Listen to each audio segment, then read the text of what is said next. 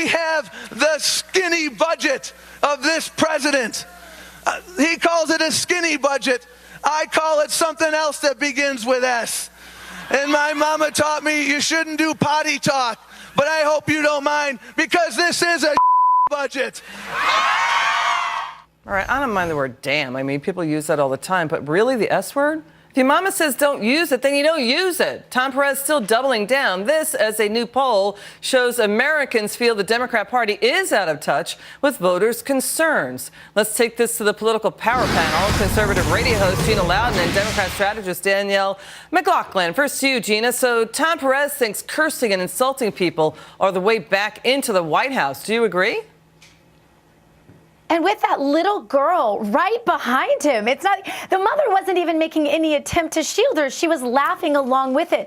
I'm telling you, Liz, the average person in the Midwest or the South, they cannot identify with what the Democrats have become. And perhaps that's why the numbers are as they are, where 67% of people don't identify with the Democrats. And you contrast that with people who voted for Trump. By 98%, wouldn't change that vote today. I think that tells you that a lot more people are identifying with conservatives, so conservatives better just hope the Democrats keep it up. You know, Danielle, doesn't it feel like the Democrat leaders are have lost touch with their base over the last 8 years?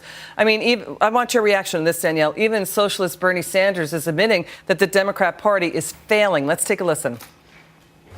What is clear to anyone who looks at where the Democratic Party today is that the model of the Democratic Party is failing. Clearly, the Democratic Party has got to change.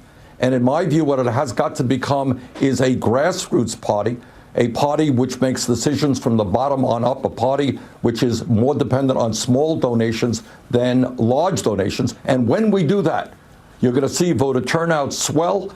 You're going to see people coming in and running for office. You're going to see Democrats regain control of the United States Congress. But still, there's no answer there about how do you create jobs? How is the Democrat Party going to create jobs? It's all government all the time. I mean, for Bernie Sanders, it sounds like, grassroots means more violent, militant rioting.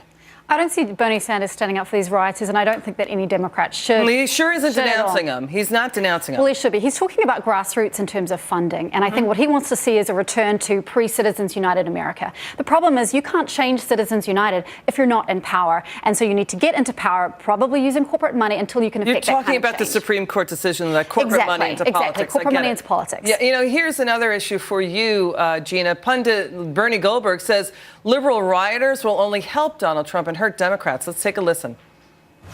The ace in the hole for President Donald Trump are the people who detest him the most, the unhinged hard left. These are people who can't go 10 minutes without calling for his impeachment. They can't go to rallies without holding up Trump is Hitler signs. They disrupt conservative speakers on college campuses. They disrupt Republican members of Congress at town hall meetings. On President's Day, they held a Not My President's Day rally. Whatever people think of Donald Trump, whether they like him or don't like him, these yahoos on the left wing are more unlikable, I think, to most Americans than is Donald Trump. Gina, effectively Bernie is saying that the Bernie Sanders and the grassroots crowd, they don't have a jobs package. They don't have policy issues. Instead, there's a move afoot to take down Donald Trump via impeachment. That's happening now. What do you think? Yeah, there's, in layman's terms, we call it denial. In my profession, we call it cognitive dissonance. They are filing information in the way that they would like to believe it. But the reality, I think that they think, Liz, that these rioters are something like the Tea Party and that it's going to ultimately culminate in votes for them in 2018 and beyond.